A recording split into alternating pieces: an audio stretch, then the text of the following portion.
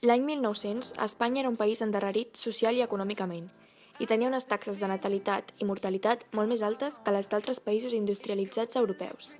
A inicis del segle XX va començar un procés de transició demogràfica.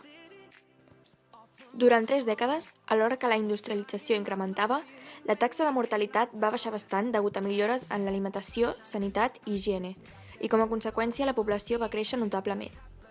Posteriorment, va baixar també la natalitat i la mortalitat infantil, i l'esperança de vida va pujar fins als 50 anys. A conseqüència d'aquests canvis demogràfics, la població espanyola va créixer considerablement, arribant a 23,5 milions d'habitants al 1930. A Catalunya, el procés de transició demogràfica va ser més accelerat, semblant a Anglaterra i França.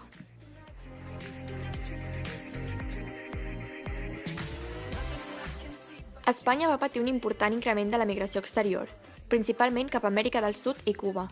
Les causes van ser l'augment de la població, el lent creixement de l'ocupació, el repartiment territorial desigual de les transformacions econòmiques i la millora de les comunicacions marítimes. Paral·lelament, es va patir un procés de migració interior. Es va reduir la població activa agrícola un 20%. Catalunya va ser la receptora més gran de migrants, especialment Barcelona.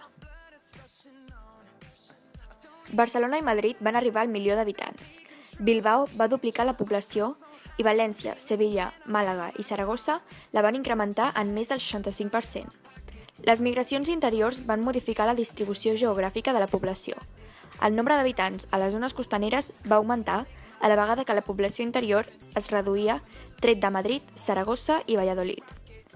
Zones industrials i mineres com ara Badalona, Terrassa, Sabadell, Astúries i Biscaia també van augmentar la seva demografia, canviant l'estructura social de les grans ciutats.